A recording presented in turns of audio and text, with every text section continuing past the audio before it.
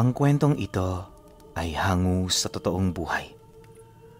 Karanasan ito ni Hernan.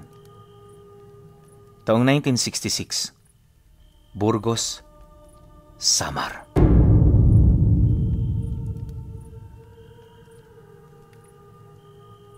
Matagal nang kadugtong ng buhay ni Hernan ang sapa sa Burgos. Ito ang nagbibigay sa kanila ng pagkain at mga bagay na pwedeng gawing hanap buhay. Hindi man lumaking marangya kagaya ng iba, nagkaroon siya ng buhay na hindi matutumbasan ng kahit na anong yaman sa mundo. Bagay na kahit punong-puno ng pagtitiis ang kanilang pamilya, nagiging kontento at masaya pa rin sila. Hindi nila alintana ang panghuhusga ng iba, sa kadahilanang ang tanging pinagbibigyan lang nila ng pansin ay ang mga taong nasa loob ng kanilang bahay. At ang mga nasa labas nito, pawang mga estranghero na para sa kanila. Hindi rin mahalaga ang mga bagay na kanilang sasabihin, lalo na kung wala itong maidudulot na maganda para sa pamilya. Huwag kayong magkakamali, sapagkat mabuting tao naman ang pamilya nila Hernan. Di sila matapobre kagaya ng iba, at kung makikilala mo sila, masasabi mo na sila ang pinakamabuting tao na nakilala mo. Dagdag pa niya na, kaya naging ganoon ang asal nila ay dahil sa pagdidisiplina ng kanilang padre de pamilya. Maigi nitong tinutukan ng kanilang paglaki at lahat ng pagkakamali nila sa pilitan nitong itinuwid sa ayaw at sa gusto ng bawat isa sa kanila. Pagtatapat pa niya na, noong bata pa siya hindi niya talaga naiintindihan kung bakit napakalupit ng kanilang ama. Pero nung magkaisip siya, dito niya naunawaan ang mabubuting bagay na gusto nitong ipaunawa sa kanila. Kaya ito nagiging mahigpit sapagkat hindi ito nagpapalaki ng alagain sa loob ng bahay nila. Ang pinapalaki nito, mga mandirigma na nakatadhanang kaharapin ang realidad ng mundo sa tamang panahon. Ayon sa kanyang ama, na kung tuturuan sila nitong mahina habang bata pa sila, hindi nila mapaghahandaan ang sampal ng katotohanan. Kailangan habang bata pa ang mga buto, kailangan na itong ituwid at patigasin upang kahit anong unos ang dumaan sa kanilang buhay, hinding-hindi sila nito matitinag. At dahil sa ganong bagay na ibig nitong iparating, kaya naman lahat sila hindi na naisipang magrebelde pa. Sa lahat kasi ng bagay na ipinagbabawal nito, ang ganoong kasalanan ang may pinakamatinding parusa sa lahat. Awa naman ng Diyos, wala pang nakaranas ng ganoong pagpaparusa sa mga kapatid niya. Ilang buwan ang lumipas pagsapit ng taong ito, nagpatuloy ang kanilang trabaho sa ilog. Bale, ang pinagkakaabalahan nila noon ay ang pagtatayo ng mga palaisdaan sa may bandang Pangpang. Yun kasi ang pinakamadaling paraan para makakuha noon ng mga isda. Kaya naman imbis na magsayang ng ilang oras kakalambat at kakapamingwit, yun na lamang ang kanilang ginagawa. Ang kaso lang, para mas masigurong marami ang kanilang mahuhuli, kinakailangan nilang maglakad ng malayo para marating ang parte ng ilog kung saan naroon ang malalim nitong parte na siya namang pinamamahaya ng mga isda. Di naman nila nakikita ang lugar na yon mula sa kanilang tahanan. Payapa sila na ito ay iwan. Ika nga noon ng tatay niya, hindi naman masama na kumuha doon ng mahuhuli nila. Ang importante, huwag sirain ang kanilang pinaghirapan. Yun lang ang pinakapakiusap nito. At awa naman ng Diyos, wala pang sumuway dito. Kilala rin kasi ng marami ang tatay niya dahil sa kakayahan nitong manggamot ng mga malulubhang karamdaman. At hindi man sa pagmamayabang, kahit ganun lang ang sitwasyon nila, nakukuha nila ang respeto ng ibang tao.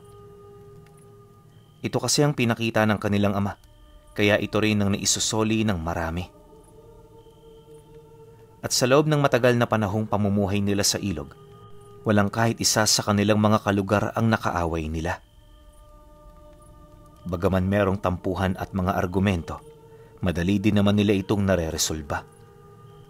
Imbis kasi na magkaroon sila ng galit, inuunawa nila ang kalagayan ng bawat isa, lalong-lalo na ang dahilan nito kung bakit yon nagkaganon. Ayon sa kanyang ama, ang ganong ugali ang kailangan nilang taglayin kung hangad nilang magtagal sa mundo ng walang kalaban, sapagkat napakahirap kumilos sa lupa kapag marami kang kagalit. Di mahalaga kung maliliit na tao ang mga ito, dahil kapag yon ay naipon, magiging mas malaki pa ito sa pinakamahirap na problemang kinakaharap ng buhay mo. Mariin din itong inilahad na ang pagtulong at pagiging mabuti sa kapwa ang susi sa masaya at payapang buhay. Ang ganoong paniniwala ng kanilang ama ang siyang naghubog sa kanila para maging mabuting tao. Inakala nilang napakabuti ng mundo sa mga kagaya nilang sumusunod sa kagustuhan ng Panginoon. Ngunit ang hindi nila alam, napakapait pala nito sa mga ganoong uri ng tao. Isang masaklap na realidad na hindi kayang takasan ng sinuman. Pagsapit ng taong ito, nagpatuloy ang paghahanap buhay nila sa ilog. Si Hernan at ang kanyang mga kapatid ang malimit na pumupunta sa lugar na yon para manguha ng ani. Kapag kasi nakakapasok na rito ang mga isda, doon na yon magpaparami na siya namang kinukuha nila paglipas ng 2 linggo. Yun nga lang, kahit wala silang iniisip sa kanilang mga alagain, obligado pa rin silang tumungo doon araw-araw upang masigurong maayos ang lahat ng pundasyon ng palaisdaan. Nakakatulong din ang araw-araw nilang pagbisita para maitaboy ang mga magnanakaw na nakikinabang din sa kanilang mga pinaghihirapan. Ayon sa kanya, wala naman silang problema sa mga ito. Minsan nga, naaabutan pa nila itong nangunguha ng isda, pero imbis na pagalitan at saktan, pinakikiusapan na lamang nila ito na magdahan-dahan sa kanilang mga kinukuha. Dagdag pa niya, di naman nagagalit ang mga taong yon at sa halip na makipag-argumento, umaalis ito ng kusa. Ang kaso lang, parang naging araw-araw na yung gawain ng mga mangingisda. Yun bang, tiwala ang mga ito na hindi naman sila sasaktan nila Hernan, kung kaya't napilitan na rin silang humingi ng tulong sa kanilang padre de pamilya. At dahil sa nataon naman noong hindi nakakasama ang kanilang ama, kung kaya't labis itong nagulat sa mga narinig nitong balita. Ilang beses din itong nagtanong sa kanila ukol dito, hanggang sa makumpirma na nito na nagsasabi sila ng totoo. Dahil sa pangyayari, di ito nagdalawang isip na sumama. Upang masigurong mahuhuli nito ang mga taong nagbibigay aberya sa kanilang hanap buhay, nagbigay ito ng plano sa kanila. Nais mangyari noon ng tatay niya, ipain silang magkakapatid nang sa gayoy malaman kung ano ang gagawin ng mga kawatan. Pagsapit ng sumunod na araw, agad naman nilang isinakatuparan ang naisip nitong plano. Wala mang ideya si Hernan kung papaano nila ito gagawin. Pilit silang nagtiwala sa desisyon ng kanilang ama. Bago pa man sumapit ang 6:00 ng madaling araw, kasalukuyan na nilang binabagtas ang daan patungo sa palaisdaan. Bitbit nila ang iilan sa kanilang mga gamit, gawa ng may mga tatrabahuhin din sila noong mismong araw. Ilang metro ang layo mula sa palaisdaan. Bigla na lamang silang napahinto sa paglalakad matapos nilang makita ang ilang mga kabataan na walang sawang sumisisid sa loob nito. Yung ilan sa mga ito, umaahon na merong daladalang malalaking isda, kaya nang makita nila ang sitwasyon, hindi sila nagdalawang isip na sumugod sa lugar na yon. Akala nila maitataboy nila ito gamit lamang ang kanilang presensya, pero pagsilay sa kanila ng mga bata, bigla itong kumumpol sa unahang bahagi ng palaisdaan. Bawat isa tahimik na nagmamasid, animoy nakahanda itong makipaglaban kung kinakailangan. Nang mapansin naman ni Hernan ang tungkol sa bagay na yon, agad niyang inabisuhan ng dalawa niyang kapatid na huwag magpadalos-dalos. Bukod kasi sa nasa 10 ang mga kabataang nakita nila, may mga hawak-hawak din itong patalim at malalaking tipak ng kahoy. Hindi maganda ang pamamaraan ng pagtitig ng mga ito, kaya naman naging mahinahon sila. Naisip noon ni Hernan, may posibilidad na mag-away sila sa lugar na yon, kung kaya't kinakailangan nilang mag-ingat. Ilang minuto pa ang lumipas. Imbis na magpadala sa bugso ng damdamin, may hinahon naman niyang kinumpronta ang mga bata. Kung di siya nagkakamali, nasa edad 15 hanggang 16 anyos na ang mga ito, kaya naman nasisiguro niya na alam na nito ang mali at tama. Hindi natin kailangan magkasakitan para sa bagay na yan. Wala kaming masamang binabalak sa inyo. Ang gusto lang namin, makiusap na sana tirahan nyo ng isda ang mga taong gumawa ng palaisdaan. Hindi yung wala na nga kayong naiambag dyan, tapos uubusin nyo pa ang laman. At wala naman kaming problema kung palagi kayong kumukuha dyan. Ang sa amin lang tirahan nyo naman kami. Nang marinig naman ng mga kabataan ang kanyang sinabi, nanatili itong walang imik. Bagaman hindi ito nagsasalita, ramdam nila na hindi ito susunod sa kanilang mga nais mangyari. Maya-maya pa, kagaya ng inaasahan nila, nagpumilit pa rin ito sa kanilang mga gusto habang sa dito na napilitang lumabas ang kanilang ama. Dali-dali yung lumapit sa grupo at walang kaabog-abog nitong pinagsasasapak ang lahat ng kabataang naroon. Di pa ito nakontento. Pinaghuhulog niya pa yun sa palaisdaan bago ito patakasin. Pagkatapos ng mga pangyayari, agad namang kumaripas ng takbo ang mga bata. Nang mawala na ang mga ito sa paningin nila, napabuntong hininga lang naman noon si Hernan habang mariing pinag-iisipan ang mga susunod na pangyayari. Naisip niya na posibleng humingi ng tulong ang mga batang yun sa kanilang pamilya na siya namang magiging daan upang magkagulo sila. Dahil dito, agad naman niyang inabisuhan ang kanyang ama ukol sa kanyang mga iniisip. Alam niya kasi na masyadong mapanganib ang ganoong sitwasyon, lalo pat hindi naging maganda ang resulta ng komprontasyon. Ngunit nang marinig nito ang kanyang sinabi, tahimik itong lumapit sa mga naiwang gamit ng mga bata na animoy meron itong hinahanap. Dala ng kuryosidad, agad naman siyang sumunod sa kanyang ama para matingnan kung ano ang hinahanap nito sa mga kagamitang naiwan. Pagdating naman niya sa kinaroroonan nito, bumungad sa kanya ang mga itim na uod na gumagapang sa mga tsinelas at mga naiwang damit. Napakabaho rin ng mga ito, animoy ilang buwan na itong hindi nalalabahan. At ang mas nakakapagtaka pa sa lahat, bakit may mga nakita sila roong malalaking alupihan na animoy doon na rin nanananahan? Dahil sa pangyayari, naitanong niya ito sa kanyang ama kung saan labis siyang nagulat sa mga naisagot nito sa kanya. Pagkarinig kasi nito sa mga sinabi niya, seryoso itong napasagot ng, "Mga aswang ang mga batang yun, anak. Wala kang dapat na ipag-alala dahil kahit hindi natin sila saktan, babalik at babalik sila para gumanti. Ang tanging magagawa mo na lang ngayon, magdasal na sana hindi nila matunto ng ating tahanan. Dahil kapag nangyari ito, merong masasawing taong malapit at mahalaga sa atin. Pero huwag kang mag-alala. Mahal ko ang ating pamilya, kaya hindi ko kayo pababayaan." Dagdag pa nito na, maging ito man ay hindi makapaniwala na meron na pala roong umaaligid na mga aswang. Ang hindi lang nito maisip, bakit pa ito nangunguha ng mga isda, gayong hindi naman ito kumakain ng mga ganoong uri ng karne. Marahil ginagamit ito ng mga nilalang upang gawing sabulag sa mga karne ng taong ibinibenta nila sa merkado. Matagal na kasing may ganoong kalakaran sa kanilang lugar, ngunit hindi lang ito pinagtutuunan ng kanyang ama.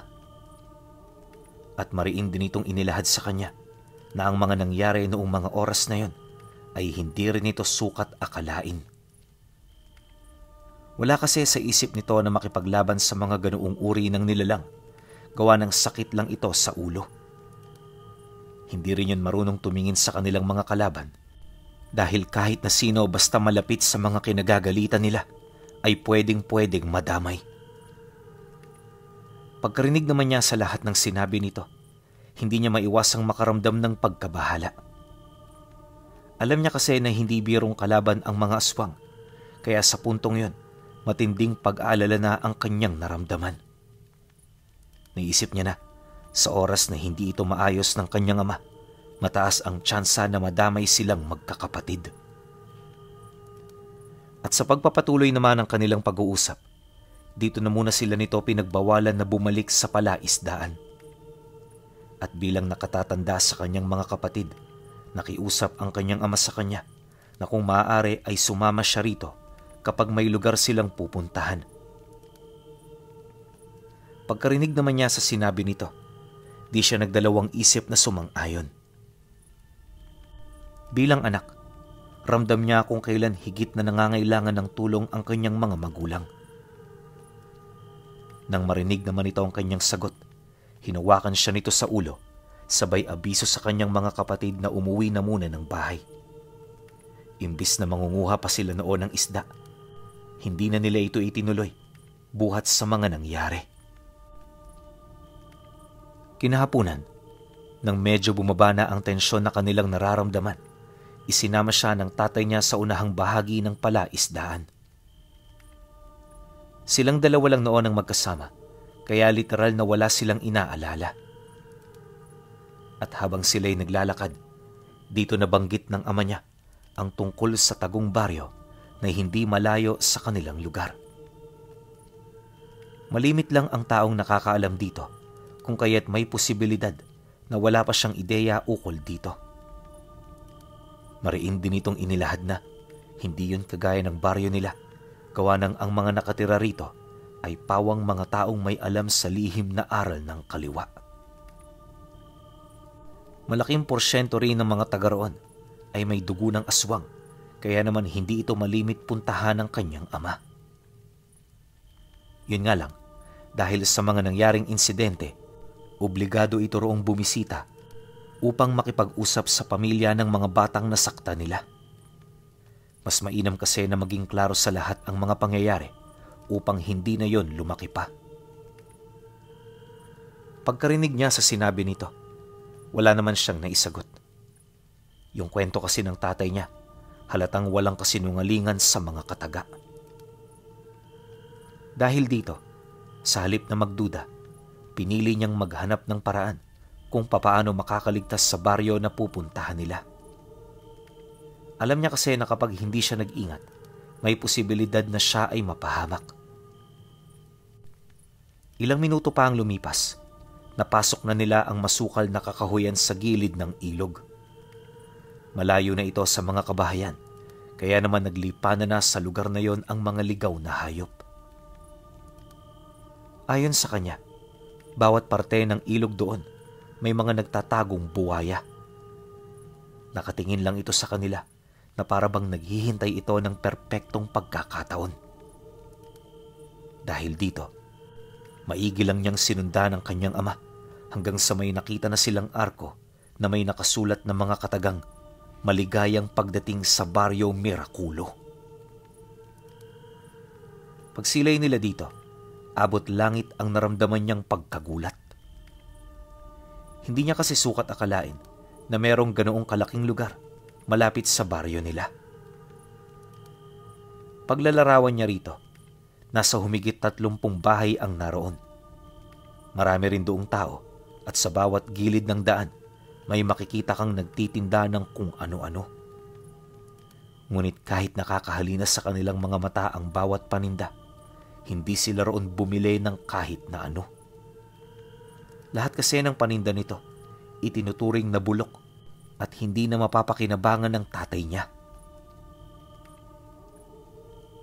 Nang marinig naman niya ang sinabi nito, di na siya gaanong umimik. Di na rin niya noon sinubukan pang tumingin sa mga taga roon sa takot na baka pumasok ang mga ito sa isip niya. Ilang segundo pa ang lumipas. Dito nila nakita ang isang malaking bahay sa sentro. Mula roon, nasipat nila ang mga kabataang nagnakaw sa palaisdaan kung kaya't hindi sila nag-alangan na doon ay lumapit. Pagpasok nila sa bakuran, agad namang pumasok ang mga batang yon kasabay ng paglabas ng isang matandang lalaki na may hawak-hawak na tungkod. Malayo pa lang, hindi na maganda ang tingin nito sa kanila, kaya naman naging alisto na rin ang tatay niya. Kahit wala itong ginagawa, pansin niya na pasimple na itong humahawak sa punyal na nakatago sa bewang nito. At nung makaharap na nila ang matanda, dito niya narinig ang mga salita nitong may halong paninindak. Manoy, hindi mo na kailangang pumunta rito. Sapat na ang nangyari kanina para pumanig ako sa mga anak ko. Nasaktan mo sila, kaya anumang pag-uusap na namamagitan sa atin ay masasabi kong wala ng halaga. Kung ako sa'yo, bumalik ka na lang sa lungga mo upang mapaghandaan ninyo ang mga unos na darating. Hindi sana mangyayari ito kung ikaw ay naging mahinahon. Dahil sa sinabi nito, napagtanto nila na kinakampihan nito ang mga bata. Inaasahan naman yon ng kanyang ama, kaya matapang itong sumagot dito ng, "Hindi ako pumunta para makipag-usap o makipagkasundo. Kaya ako rito pumunta para sabihin sa inyo na hindi ko palalagpasin ang kasalanan ng inyong mga anak. At wala rin kayong magagawa para mapigilan ako sa aking mga binabalak." Nang marinig naman ito ng matanda, bigla naman itong umangil. Walang sabi-sabi, agad nitong pinukpok ng tungkod ang kanyang ama. Ngunit mabilis naman yung nasalag gamit ang patalim na kanina pa pala nitong hawak-hawak. At habang nagpapang-abot sila, pilit naman yung tinulak ng tatay niya hanggang sa magkaroon na ito ng lamang. Paghawi nito sa kamay ng matanda, bigla nitong itinutok sa leeg ang hawak nitong patalim habang ito ay binubulungan. "Kaya kitang patayin ngayon kung nanaisin ko. Pero hindi ko to gagawin sapagkat gusto ko na makita mo na pagbayaran ng inyong mga anak ang kasalanan nilang nagawa sa amin. Sinasabi ko na sa inyo noon pa, mabait ako sa mabait, pero demonyo ako sa demonyo." Matapos naman itong makapagwika, tuluyan na nilang napansin ang tila bang pagkumpol ng mga taga roon. Tahimik lang itong nagmamasid sa malayo, ngunit ramdam nila nakakampi ito sa oras na may mamatay sa kanila. Pagsilay naman doon ng tatay niya, agad nitong inilabas ang medalyon nitong nakatago sa kanyang damit. Nang masipat naman ito ng lahat, hindi maiwasan ng mga ito na magulat sa bagay na kanilang nakita.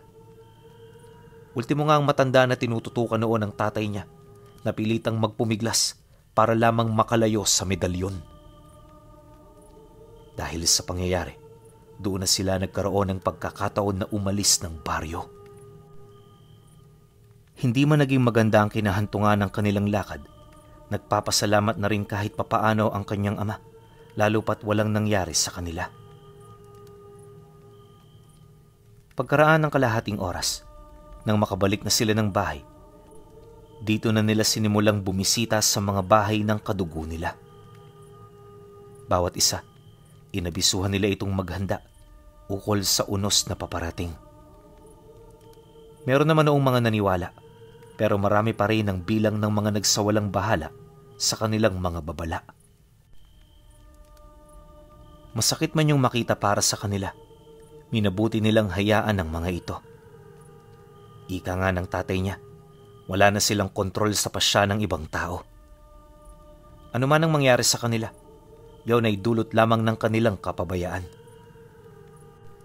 Nag-aalala man si Hernan para sa magiging kalagayan ng kanilang mga kadugo, hindi na ito nagsalita pa.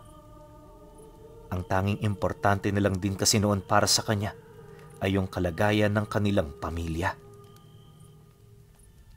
Pagsapit ng gabi noong mismong araw, tahimik na ang lahat. Silang magkakapatid, papatulog na rin noong mga sandaling yon, kaya inakala niya talaga na isa lang itong pangkaraniwang gabi para sa kanila. Ngunit, bandang 10:00 ng gabi, narinig niya na parang naghahasa ng sundang ang tatay niya.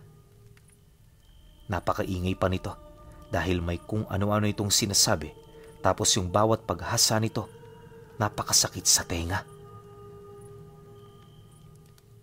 Kalaunan, buhat sa tindi ng kanyang mga naririnig, napilitan na rin siyang lumabas ng bahay para masipat kung ano ang nangyayari.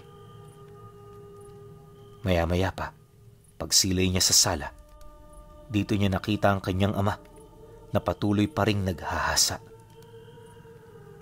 At habang ginagawa niya ito, kapansin-pansin ang 3 malalaking kandila na nakatirik sa tabi nito. Nagkalat din ang ilang bakas ng dugo na kung hindi siya nagkakamali, nagmula sa mga manok na nakita niyang wala ng ulo. Dahil sa ganoong pangyayari, di na siya nagdalawang isip na magtanong. Ang kaso lang, imbis na sagutin siya nito, nagpatuloy lang yun sa kung ano ang kasalukuyan nitong ginagawa. Nang mapansin naman yun ni Hernan, dito niya na piniling manahimik. Alam niya na hindi siya doon makakakuha ng kasagutan, kaya naman wala siyang ibang ginawa kundi ang maghintay. Mabuti na lang, hindi na tumagal pa ang ritual ng tatay niya, kaya naman nakausap na niya ito. Pagkarinig naman ito sa kanyang sinabi, kalmado naman yung sumagot ng, "Tumingin ka sa labas at makikita mo ang mga kasagutan." Pagkasambit nito ng mga kataga, dali-dali naman niya yung sinunod. Pagdungaw niya sa isang maliit na butas, bumungad sa kanya ang mga nilalang na nakatayo sa labas ng bahay nila. Wala itong saplot sa katawan, tapos nanlilisik ang mga paningin nito. Hindi lang yan, may kakaiba rin itong wangis, kung kaya't kahit pamilyar yon sa kanya, hindi pa rin siya sigurado kung yun na nga ba ang mga kabataang ipinagtabuyan nila sa palaisdaan. Huli na nang makumpirma niya na yun na nga ang mga nilalang. Nakakaalarma man yun para sa kanya, hindi na rin siya nagtaka. Alam niya sa kanyang sarili na hindi na posible ang ganoong bagay, lalo pat na isalaysay na ito ng tatay niya. Ilang minuto pa ang lumipas, dito na nagsimulang sumugod ang mga nilalang. Paisa-isa itong umakyat sa bubong ng bahay nila. Animoy naghahanap ito ng madaraanan. Nang mapansin naman yon ng tatay niya, muli itong bumalik sa paghahasa ng sundang. Subalit sa kasamaang palad, hindi na ito napigilan hanggang sa makahanap na ito ng butas na pwede nilang pasukan. Gawa kasi sa lumang kugon ang bubong ng bahay nila, kaya konting kutkot lang dito, madali itong nasisira. Segundo lang ang kinakailangan ng mga ito para makapaglikha ng butas na maaari nitong pasukan. Pagsilay naman nila Hernan sa bubong, dito nila nakita ang mga nilalang na dahan-dahan ang bumababa. Bawat isa umaangil at nanlilisik ang mga matang nakatitig sa kanila. Hindi rin niya mawari kung ano ang pakay ng mga ito, ngunit malakas ang kutob niya na may dala-dala itong masamang banta para sa buhay nila. Nang masipat naman yon ang kanyang ama, agad naman yung tumayo, sabay bigay sa kanya ng isa sa mga sundang na hawak nito. Inabisuhan na rin siya nitong puntahan ng kanyang mga kapatid upang mabalaan yon ukol sa panganib. Matapos nilang magkausap, dito na sumugod ang kanyang ama. Paglapit nito sa mga nilalang, agad na sumiklab ang gulo hanggang sa may mga umatungal na sa mga ito. Mabuti na lang talaga, maliit lang ang espasyo ng sala ng bahay nila, kung kaya't hindi na nakabuelo ang mga nilalang. Kahit anong gawin itong pagsugod, madali itong natutunugan ng kanyang ama, kaya hindi na ito nahihirapan na umilag. At habang umiiwas ito sa pag-atake ng mga nilalang, paulit-ulit naman yung nagpapakawala ng malalakas na pag-atake. Isang taga lang ang kinakailangan nito upang mahati ang balikat ng nilalang na tinamaan nito. Dahil sa ganoong puwersa, kaya sa loob lang ng ilang minuto, nalagas na ang 3 sa mga ito. Gayunpaman, kahit matindi ng napuruhan ang mga nilalang, nagpatuloy pa rin yun sa pag-atake hanggang sa kumalat na sa bahay ang mga lasog-lasog na parte ng katawan nila. Di nagtagal, sa mahigit 10 pumunta, 2 na lamang ang natira. At kahit nagtamo ng pinsala noon ang tatay niya, hindi yun sapat upang agaran yung panghinaan. Nang mapagtanto naman ng 2 nilalang ang kanilang sitwasyon, napilitan na itong lumayas. Hindi na ito nag-isip ukol sa kanilang mga kasama dahil mas pinili nito na iligtas ang mga buhay nila. Akala nga noon ni Hernan, dito na magtatapos ang lahat, pero kinabukasan nun, muling nagkagulo sa kanilang baryo. Huli na nang malaman nila ang tungkol sa 5 nilang kadugo na misteryosong nawawala. Dumaan pa ang mga araw. Dahil sa kasalukuyan noong nagpapagaling ang kanyang ama, nagpatuloy ang pananalasa ng mga nilalang sa baryo nila. Awa naman ng Diyos, may mga albularyong tumulong para maibsan ang ganoong kalalang problema. At dahil sa kaalaman ng mga ito, kung kaya't naiwasan ang mga patayang hindi nila inaasahan. Hindi nagtagal, dahil sa dami ng mga namamatay na aswang, napilitan na ring umiwas ang mga ito sa kanilang lugar. Yun nga lang, habang tinatamasa nito ang kanilang pagkatalo, gumawa ito ng isang bagay na nag-iwan ng matinding lamat sa baryo. At yun ay walang iba, kundi ang paglaso ng mga isda sa ilog. Noong mga panahong yun pinuno, halos wala na talaga sila roong nakukuha.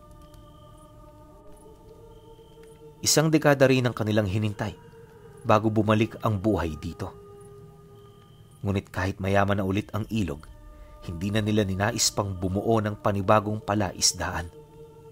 Nasisiguro kasi nila na kapag ginawa na naman nila ito, may posibilidad na maakit na naman ito ang mga aswang na gumagamit ng isda bilang balat kayo ng karne ng tao. Sa lahat ng kanilang naging karanasan, ang pinaka hindi malilimutan ni Hernan ay noong minsan niyang nasaksihan ang ginawa ng kanyang ama na pagpapakita ng medalyon sa loob ng baryo ng mga aswang.